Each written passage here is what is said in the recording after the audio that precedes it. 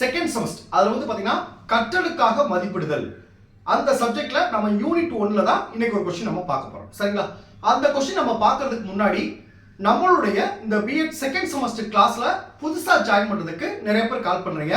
நீங்க எப்படி ஜாயின் பண்ணணும்னா என்னுடைய மொபைல் நம்பர் 9159084262 இந்த நம்பருக்கு நீங்க கால் பண்ணுங்க. நீங்க எப்படி ஜாயின் பண்ணலாம் சொல்லி நான் உங்களுக்கு டீடைலா சொல்லிடுவேன். அதே மாதிரி புதுசா ஜாயின் பண்ணவங்களுக்கும் நான் இதுவரைக்கும் நடந்த அந்த பழைய கிளாஸ் நோட்ஸ் எல்லாமே நான் உங்களுக்கு அனுப்பிச்சிடுவேன். சரிங்களா? சோ ஜாயின் பண்ண விருப்பப்படுறவங்க என்னுடைய மொபைல் நம்பருக்கு கால் பண்ணி டீடைலா கேட்டு அதுக்கு பிறகு நம்ம கிளாஸ்ல நீங்க ஜாயின் பண்ணிக்கலாம். சரிங்களா? ஓகே, இப்போ ஃபர்ஸ்ட் வந்து யூனிட் 2ல வந்து என்னென்ன क्वेश्चन இருக்கு அத ஃபர்ஸ்ட் பாத்துருவோம். இப்போ பாருங்க, ஃபர்ஸ்ட் பாருங்க, கற்றலுக்காக மதிப்பிடுதல்.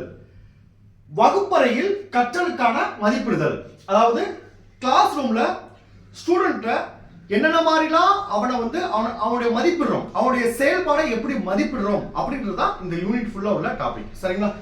அதுல ஃபர்ஸ்ட் क्वेश्चन பாருங்க, கற்றல் குறித்த நடத்தை கொள்கையின் பார்வை. அது கீழே ஒரு தலைப்பு இருக்கு. சரிங்களா? செகண்ட் क्वेश्चन பாருங்க, மாறி வரும் மதிப்பீட்டு நடைமுறைகள். அதுல வந்து ஒரு 5 பாயிண்ட் இருக்கு. சரிங்களா? அடுத்து தேர்ட் क्वेश्चन பாருங்க, மதிப்பிடுதலின் வகைகள். ரொம்ப ரொம்ப முக்கியமான क्वेश्चन. இந்த தேர்ட் क्वेश्चन வந்து மதிப்பிடுதல் வகைகள். இதுல கீழ ஒரு 4 மதிப்பிடுதல் இருக்கும். இந்த 4ம் சேர்ந்து 10 மார்க்ல கேட்பாங்க. அப்படி இல்லைனா இதுல ஏதாவது ஒன்னு 5 மார்க் உறுதியா வந்துரும். சரிங்களா? அடுத்து ஃபோர்த் क्वेश्चन பாருங்க, மாணவர்களது கற்றலை மதிப்பிடுவதற்கான வகுப்பறை நடைமுறைகள். இது ஒரு 3 தலைப்பு இருக்கு. சரிங்களா? அடுத்து பாருங்க, மொத்தம் வந்து பாத்தீங்கன்னா இதுல வந்து மொத்தம் 4 क्वेश्चन இருக்கு. அது கீழ என்னென்ன தலைப்புகள் வரலாம் கொடுத்திருக்கேன். சரிங்களா? இந்த क्वेश्चनலாம் சேர்ந்து தான் இந்த யூனிட். இன்னைக்கு நம்ம என்ன क्वेश्चन நம்ம பார்க்க போறோம் அப்படி பாத்தீங்கன்னா இந்த ஃபர்ஸ்ட் क्वेश्चन தான் நம்ம பார்க்க போறோம். அதாவது என்ன பாத்தீங்கன்னா கற்றல் குறித்த நடத்தை கொள்கையின் பார்வை. இந்த क्वेश्चन நம்ம பார்க்க போறோம். சரிங்களா? இந்த क्वेश्चन பார்க்கிறதுக்கு முன்னாடி நல்லா கவனிங்க. கற்றல் குறித்த நடத்தை கொள்கை. ஃபர்ஸ்ட் நடத்தை கொள்கை அப்படினா என்ன அப்படிங்கிற அடிப்படை விஷயத்தை பார்த்துட்டு அதுக்கு பிறகு இந்த கேள்வி நடத்துறேன். உங்களுக்கு ஈஸியா புரியும். நான் ஆல்ரெடி ஒவ்வொரு கிளாஸை சொல்றேன். நீங்க கிளாஸை கவனிச்சுட்டு படிச்சீங்கன்னா உங்களுக்கு ரொம்ப ரொம்ப ஈஸியா இருக்கும். சரிங்களா? ஃபர்ஸ்ட் இந்த நடத்தை கொள்கை அப்படினா என்னன்னு பார்த்துருவோம்.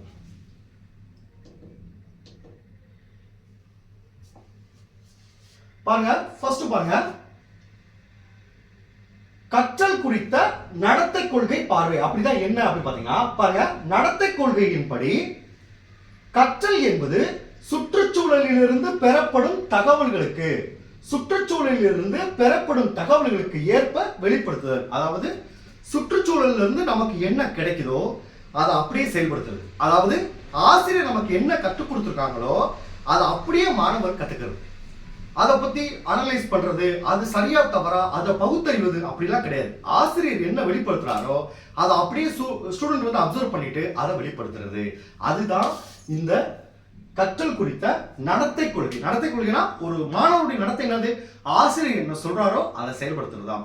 இன்னும் உங்களுக்கு ஈஸியா புரியும்னா இது வந்து இயந்திரத்தனமானது ஒரு கற்றல். அதாவது மனப்பாடம் பண்ணி கற்றல் சொல்லுவாங்களா, அதை புரிஞ்சு படிக்கிறாங்களா புரிஞ்சாம படிக்கலாம் அதெல்லாம் தெரியாது. இப்போ ஒரு டெஸ்ட் வைக்கிறோம், அந்த பேப்பர்ல என்ன எழுதிருக்காங்க அதுதான் அவங்களுக்கு மார்க். அந்த பேப்பர்ல இருக்கிறதெல்லாம் அவன் புரிஞ்சு படிச்சிருக்கானா இல்ல புரியாம படிச்சிருக்கானா எப்படி படிச்சிருக்கானா பாக்குறது இல்ல. அவன் பேப்பர்ல என்ன வெளிப்படுத்திருக்கான் அதுதான் அவனுடைய மதிப்பெண். சரிங்களா? இதைத்தான் நடத்தை அப்படி சொல்றாங்க. ஆசிரியர் என்ன சொல்றாங்களோ, அதாவது இது வந்து பாத்தீங்கன்னா இயந்திரத்தனமானது, வெறும் தகவல்களை மட்டும் பெறுவதுதான் இந்த நடத்தை கொள்கை. இப்போ உங்களுக்கு புரிஞ்சுச்சா? இப்போ அடுத்து பாருங்க, இது அப்படியே உங்களுக்கு இங்கிலீஷ்ல கொடுத்துருப்பேன். சரிங்களா? அடுத்து பாருங்க, இந்த கற்றல் அனுபவங்கள் ஆசிரியரால் அளிக்கப்படுதல். பாத்தீங்களா, கற்றல் அனுபவங்கள் வந்து ஆசிரியரால் அளிக்கப்படுதல், கற்போர் அவற்றை பெற்று மாணவர்கள் அவற்றை பெற்று நடத்தையில் வெளிப்படுத்துதல். இது வந்து என்ன சொல்லிருக்கேன், இந்த மாதிரி வெளிப்படுத்துதல் வந்து 2 விஷயம். ஒன்னு கற்றல் இயந்திரத்தனமானது, 2 வெறும் தகவல்களை மட்டும் பெறுதல். சரிங்களா? அடுத்து முக்கியமா பஸ் பாருங்க. சரி ரைட் சார், ஆசிரியர் சொல்லி கொடுக்கிறாரு, மாணவர்கள் அப்படியே அப்சர்வ் பண்றாங்க. இதுல மாணவருடைய நடைமுறையை எப்படி மதிப்பிடுவாங்க, அவங்களுடைய செயல்பாடை எப்படி மதிப்பிடுவாங்க, அதாவது மதிப்பெண் எப்படி கொடுப்பாங்க, அதுதான். இதுல ஒரு வார்த்தைகள்லாம் மாறி மாறி இருக்கும். அதாவது மாணவர்கள் ஆசிரியர் சொல்றது மாணவர்கள் கேட்கறாங்க, எழுதுறாங்க, வைக்கிறாங்க. சரி, அந்த மாணவர்களை எப்படி மதிப்பிடுவாங்க அப்படின்னு பாத்தீங்கன்னா அதுல 2 முறை இருக்கு. ஒன்னு விளைபொருள் மதிப்பீட்டு அணுகுமுறை, 2 செயல்முறை மதிப்பிடுதல் அணுகுமுறை. இதுல வந்து பாத்தீங்கன்னா இந்த முதல் இருக்கு பாத்தீங்களா, விளைபொருள் மதிப்பீட்டு அணுகுமுறை, இதுதான் நடத்தை கொள்கை. இந்த செகண்ட் வராது. அதனால சார் விளைபொருள் மதிப்பீடுனா என்ன அவனுக்குள்ள இருக்கோ அதை வெளிப்படுத்துறான். ஒரு ஆசிரியர் என்ன சொல்லி கொடுக்குறாரோ அதை வெளிப்படுத்துறான். அவங்களுடைய என்ன கத்துக்கிறானோ அது விளைபயன், அதுக்கான பயன் அவனுக்கு கிடைக்குது. இந்த செயல்முறை அணுகுமுறைன்றது அதாவது ப்ராஜெக்ட் மெத்தட் மாதிரி ஒரு இதை கொடுத்துருது, அவனா ரிசர்ச் பண்ணி ஓனா பண்ணி அதை அவனுக்கு கிரியேட் பண்றது. அது வந்து நடத்தை கொள்கையில வராது. ஸோ இந்த மெத்தட் மட்டும் தான் வரும், விளைபொருள் மதிப்பீட்டு அணுகுமுறை மட்டும் தான் வரும். சரிங்களா? இப்போ உங்களுக்கு புரிஞ்சிச்சா? இப்போ அந்த கேள்வி நடத்துற பாருங்க, இன்னும் ஈஸியா புரியும்.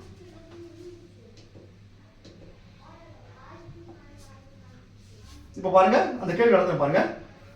இப்ப சொன்ன விஷயம் எல்லாமே அதுல வரும் பாருங்க. பாருங்க, கற்றல் குறித்த நடத்தை கொள்கையின் பார்வை. இப்படிதான் உங்க நோட்ஸ் எடுத்துப்பேன். இதுல ஃபர்ஸ்ட் பாருங்க, நடத்தை கொள்கையின்படி. பாருங்க, நடத்தை கொள்கையின்படி கற்றல் என்பது சுற்றுச்சூழலிலிருந்து பெறப்படும் தகவலுக்கேற்ப, பாத்தீங்களா, சுற்றுச்சூழலிலிருந்து பெறப்படும் தகவலுக்கேற்ப தமது நடத்தையை வெளிப்படுத்தலாகும். என்ன நம்ம வாங்குறோமோ அதை வெளிப்படுத்துறோம். சரிங்களா?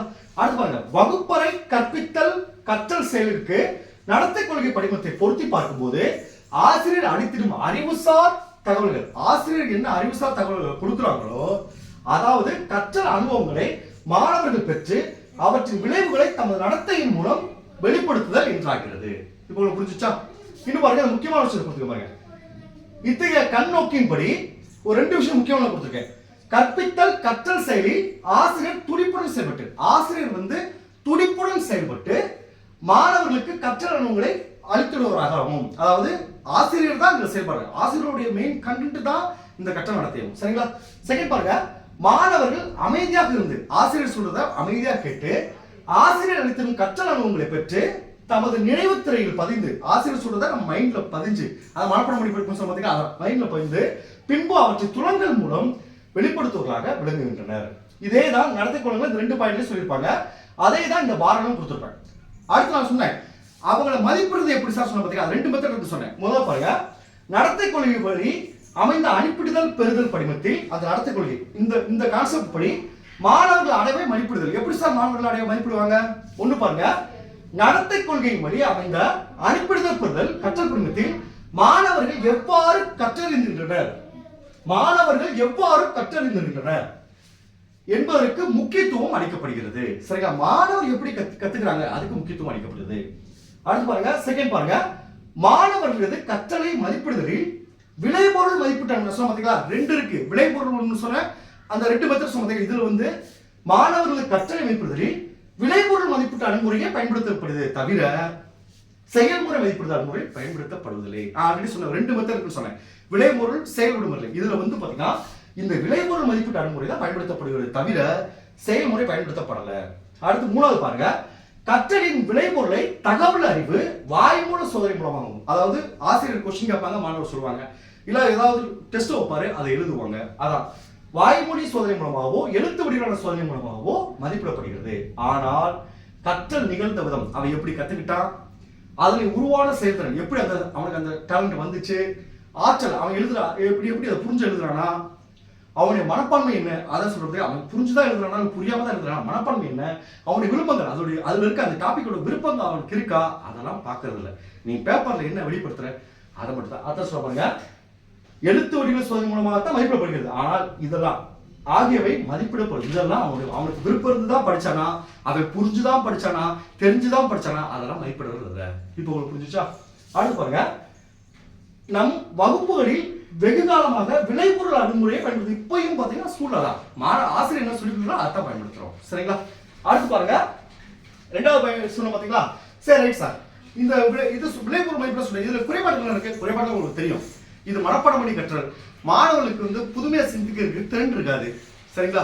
அவனால ஓன் கிரியேஷன் அவனுக்கு ஏற்படாது. அதெல்லாம் தான் அடுத்த இடத்துல கொடுத்துருப்பான். சரிங்களா? இதெல்லாம் இப்போ இந்த கான்செப்ட் புரிஞ்சுச்சுல, இந்த குறைபாடுலாம் ஈஸியா ஒன் டைம் நீங்க ரீட் பண்ண புரியும். சரிங்களா?